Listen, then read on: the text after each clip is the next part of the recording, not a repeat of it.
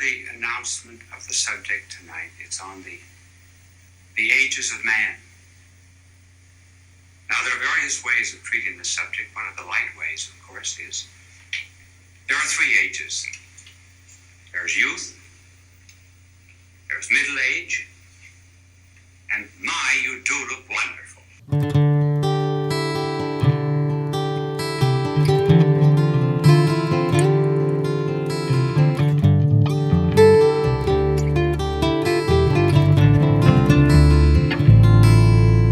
Travel along, Catholic pilgrims, for 1 year as we learn from Venerable Fulton Sheen, one of the greatest Catholic teachers in modern times. Join me, Amy Thomas, once a week for a short reading out of Bishop Sheen's book, Way to Inner Peace.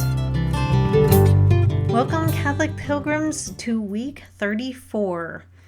This week's topic is on age, and I find it a very interesting topic because no matter what age you are, everybody is, I think, a little worried about growing older and what that will mean, what their life is going to look like. What will I do with my life if I make it all the way to 90? I think a lot of people kind of think about that on the periphery of their lives, but I don't think a ton of people really think about what they're going to do with their lives if they reach old age. Because we don't do a lot of thinking about that, we tend to land in old age and not have any clue about what we're doing. And I think a lot of people get depressed because they just feel like, well, I don't work anymore. I'm not raising my kids. Now what do I do? But that's just the absolutely wrong way to think. And God gives us, we don't know how many years, and if we live into our 90s, we definitely should still be using those precious years to do great things here on earth. So our 3 key points this week are tradition, memory, and wisdom. Number 34, age. As medical science increases life expectancy, it has also brought to the fore the problem of growing old. The average age when life's lease runs out is, in France, 61 years, in Sweden, 65, in the Low Countries, 68, in the United States, 64, and in India, 27. Cicero wrote on old age and enumerated several of its advantages. Horace spoke of the elders as praisers of things that are past. St. Peter, in his Pentecost sermon, said the young men will see visions and the old men will dream dreams. Youth is full of hope and sees visions in the future. Age is retrospect and recalls the glories of the past. Our blessed Lord told Peter that old age is a restriction of liberty. But when you are old, you will stretch out your hands and another will bind you and lead you where you do not wish to go. Each age has its compensations and also a particular vice against which it must battle. Youth has to struggle against the uncontrolled impulses of the flesh. As dirt is matter in the wrong place, so lust is flesh in the wrong place. In middle age, the passion that has to be watched is egotism, or the unbridled craving for power. Here, the unregulated impulse moves from the flesh to the mind, from sex to selfishness, from carnality to pride. In the third stage of life, the tendency to avarice supplants the other two. Here, it is not what is within a person, namely his body or his mind, which distracts him, but what is outside him, the world, riches, and possessions. As if conscious of his life passing, he would give a security to his mortality by filling up his barns. Even to the night the angel requires his soul of him. Where there is a sense of dependence on God, a consciousness that this life is a stewardship, and a firm conviction that what we do here determines our eternity, old age does not bring sorrow or regret, but rather a joy, as it did to Simeon.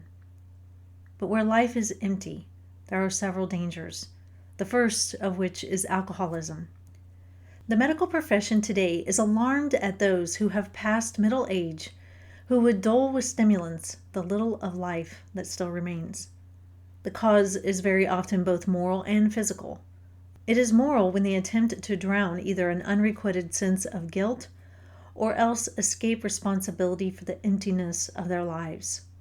It is physical when they try to excite new strength to compensate for what they know is passing, or else give themselves an illusionary world with its false sense of power.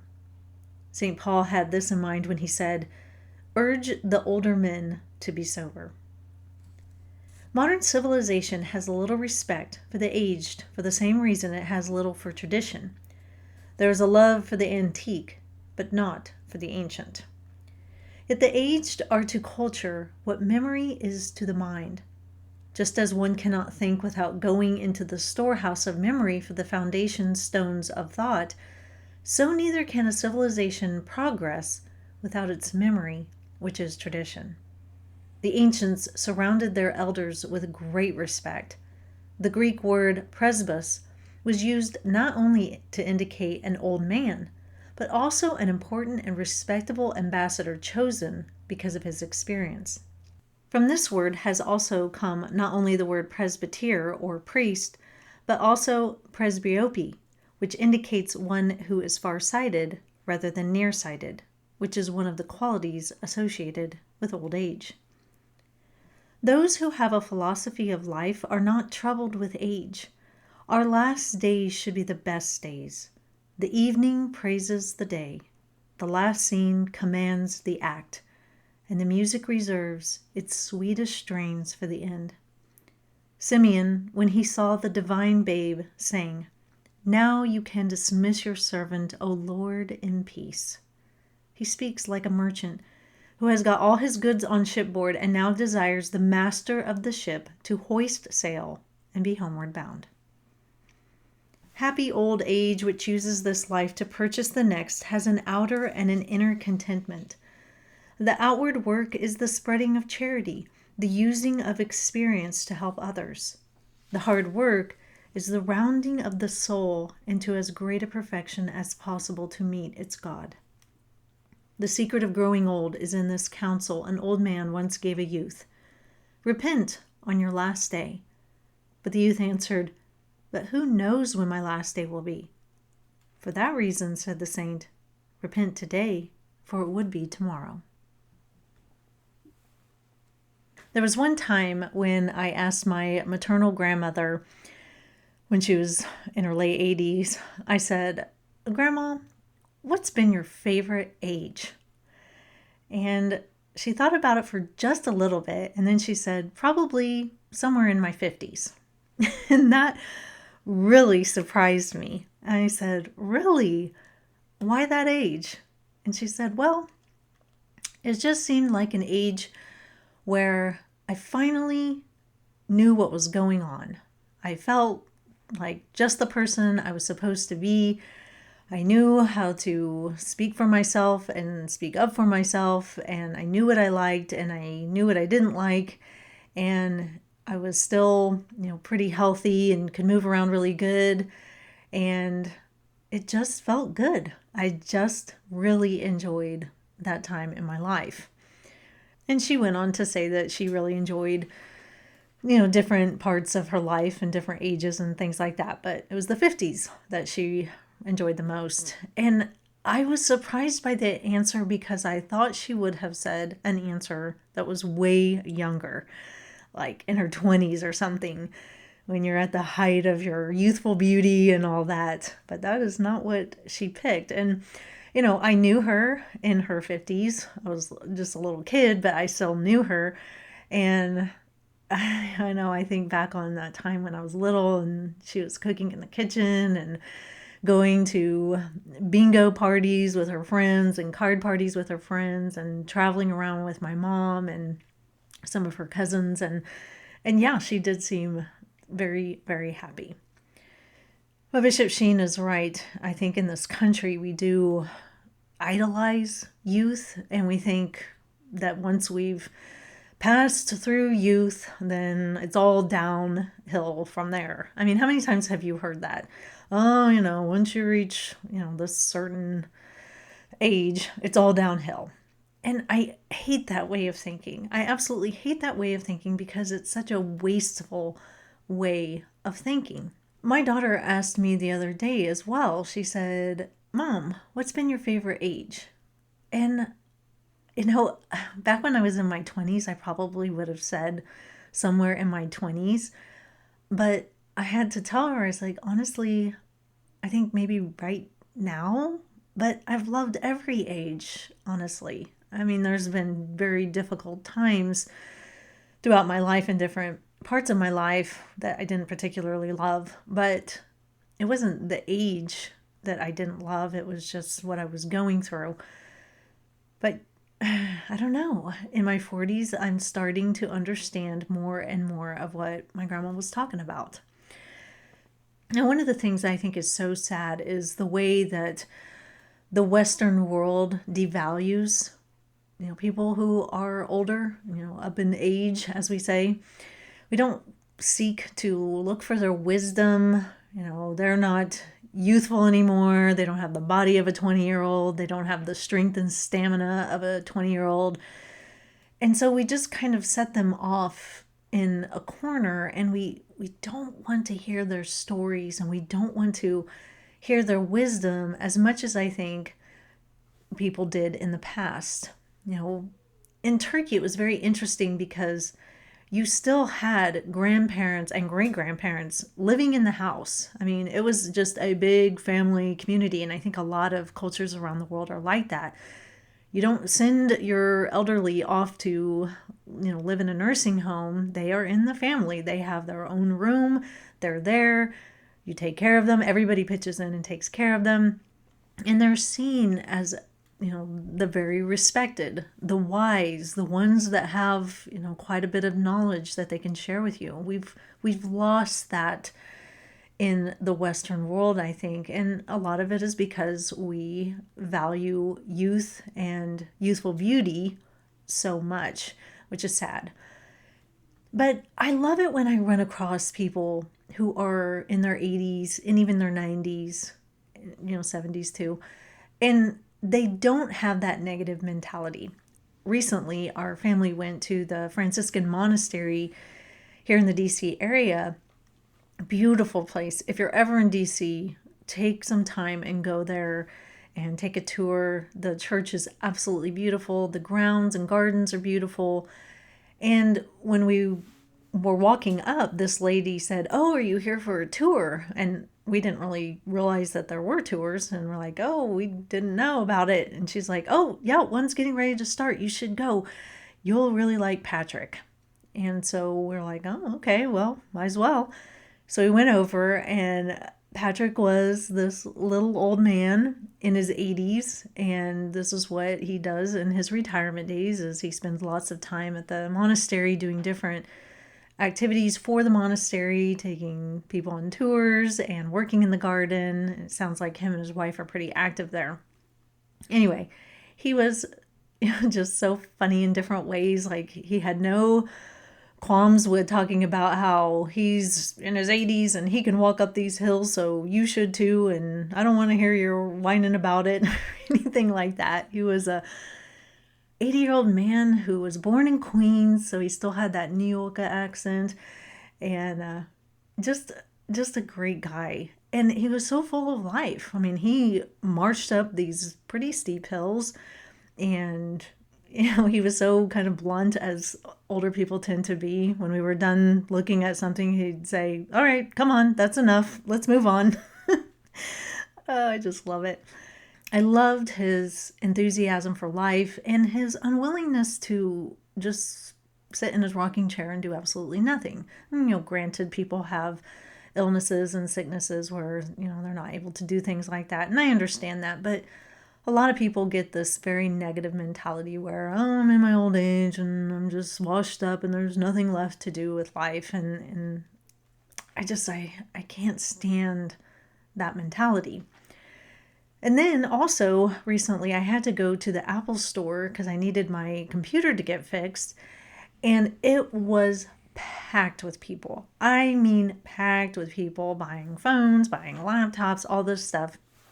And amidst all this chaos of people walking around and salespeople walking around, there was a class going on, like how to use different things on your laptop. And there was only one person attending the class, and it was this elderly man, and he was there seated right at the front, in front of the big screen that the teacher was sitting beside.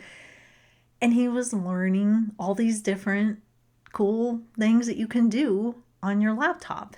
And I admired him for that, because here he is, probably in his 80s, and he wants to learn something new, and he's learning technology.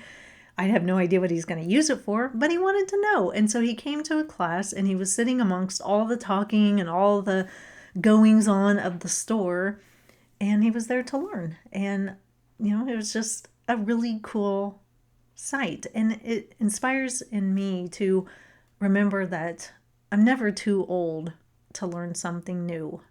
And I think what gives people this positive outlook on old age is right here on page 122, where Bishop Sheen says, "Where there is a sense of dependence on God, a consciousness that this life is a stewardship, and a firm conviction that what we do here determines our eternity. Old age does not bring sorrow or regret, but rather a joy, as it did to Simeon." I think that's so key. People who have this understanding that, once we pass from this earthly life, we go to the next glorious chapter, hopefully, to be with God. When they understand that, they have a very different outlook. They see every day, every year as a gift, and they also see it as a stewardship, like he says. They're here to do something, and if God has left them here on this earth, then he must need them to do something, or they are still working out their own salvation or something like that. But they see every day as valuable. And I think a lot of younger people look at old age and like, oh, what will I do? I won't be able to do X, Y, and Z. But really and honestly, there's so much that you can do. I mean, my husband's grandparents, when I met them, by the time I met them, they were probably in their 80s, and they were going to church every day, and his grandmother made rosaries, and they did things with the church pretty frequently, and they just kept themselves as involved as they possibly could. Now, unfortunately, they both got pretty sick, but up and until that point, they were fully living life. And my maternal grandparents were gardening and having card parties and doing all kinds of stuff in the community that I didn't quite realize until after their passings. I didn't even realize all the things that they did and how involved they were in their community and things like that. It's so refreshing to see that there is so much life still left to be lived. I mean, if God gives us 100 years, what a blessing. And we shouldn't look at that as something bad. I have a friend who is an atheist, and she one time expressed to me how angry she was at God, the person who doesn't believe in God, how angry she was at him for taking people's lives too soon. And I asked her, how many years does God owe you? And she didn't have an answer. And I think it's something important to think about. Like, do we think God owes us 100 years? Do we think he owes us at least 80? Do we think he owes us 70? I mean, what do we think God owes us? What would be a sufficient amount of time for us to have lived, or someone that we love to have lived, that we don't get angry about it? So on the one hand, she was angry with God for taking people's lives too soon. And you see this a lot, and, you can understand that. It's loss of someone that you love. You can understand why there's hurt and pain there. But then at the same time, on the other hand, people look at old age as kind of a downward slope, as you're way past your prime. There's nothing worth living at that point. I've even heard an atheist guy talk about how at 70 he would just like to end it all because there's nothing left. There's nothing left to do. You're retired, you've raised your kids, you can't really do much anymore. So at 70, I would just like to be done. I'd just like to end my life. And I was like, good grief, what a horrible way to look at things. But if you don't have eternity to strive for, and you don't see that your life is a gift to be used to gift other people, I mean, I guess once you reach, 70, then it just all seems pointless. So there's these two conflicting ideas. There's this one, God owes us a ripe old age. But then at the same time, it's, well, ripe old age, that's boring, and what's left of life, and blah, blah, blah. It's just, it doesn't make any sense. Do you want to grow old and have those years and use them to the full advantage, or do you not? I mean, which is it? And we see here those that don't have that anchor in God and in that consciousness that their life is a stewardship. We see here Bishop Sheen talk about the dangers that can come with that. He talks about how alcoholism is a real danger, where he says the medical profession today is alarmed at those who have passed middle age who would dull with stimulants the little of life that still remains. The cause is very often both moral and physical. And is moral, they're trying to drown their pains when they have this sense of guilt, or they're trying to escape the emptiness of their life. And it's physical when they're trying to excite something from the past. They're trying to bring this false sense of power, and oh, those were the days back, when I could party and be youthful and things like that. And none of those really work. And so I think we have to start thinking earlier in our lives about what we want the quote unquote golden years of our lives to look like. Like I said, so often people only think up to retirement, and then retirement hits. And sometimes what happens is our lives become very self-indulgent. Like, oh, it's me time now. I've done all this work for years and years and years. I'm done raising my children. Now it's time to indulge. And I think that might be interesting and okay for a little bit, but I think after a while that starts to become very boring. And then, like Bishop Sheen says, we just try to supplant with things. He says in old age, the vice you have to fight against is avarice. And so we're trying to get all these things and stuff and build it up in order to make us feel like we're really living. And eventually that just is not going to satisfy. So, like I said, I think we have to start thinking about what we want our older years to look like if God blesses us with those older years. And there's so much that can be done. It's kind of incredible.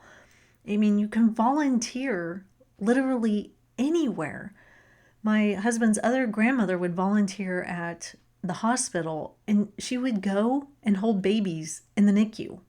And, their parents couldn't be there for whatever reason at certain times. And she would knit them blankets and little hats to put on their heads, and she would go and hold them. I mean, that's so amazing to be that grandmother that goes and holds babies and rocks them. I mean, what a blessing, because we know that babies need to be held and cuddled and loved. And, sometimes during hospital times, the parents can't be there. And that's just so reassuring and so comforting to know that there's somebody there doing that. And gosh, who better to do that than a grandma? And so there's all these volunteer things that you can do. You can be going to Mass every day, now that you have that time to pray, to be with Christ, to work out your own salvation. Maybe God has given you so many years because there's things you need to deal with in order to ready yourself for heaven. And so, if we're still here, there's a reason for it. He needs us for other people, for ourselves, or both. You just never know. And so it's such valuable time. You can spend time with loved ones, offering them your wisdom and your knowledge, learning new things. Gosh, there's just so much. And the greatest thing is that we have so much time to focus on other people and give them time and give them our love and give them our wisdom. Hopefully they want to listen to it. But we should never see ourselves as being washed up, retired, the end of our rope, the last leg. No, I reject all that. And I think it's such a dangerous mindset to get in. And so here at the end, I just want to read what Bishop Sheen has to say about those who have a philosophy of life. It's on page 123. Those who have a philosophy of life are not troubled with age. Our last days should be the best days. The evening praises the day. The last scene commands the act. And the music reserves its sweetest strains for the end. Simeon, when he saw the divine babe, saying, "Now you can dismiss your servant, O Lord, in peace." He speaks like a merchant who has got all his goods on shipboard and now desires the master of the ship to hoist the sail and be homeward bound. So as we know, Catholic pilgrims, this earthly life is not the end, but may we use every day for God's glory and for our salvation, and to draw closer to Christ, and to know that if we live our lives well here in this life, that it will continue on in heaven, and it will be better than anything we could ever possibly imagine. So that is all for this week. I will see you back here for week 35. And until then, live the faith boldly and travel well.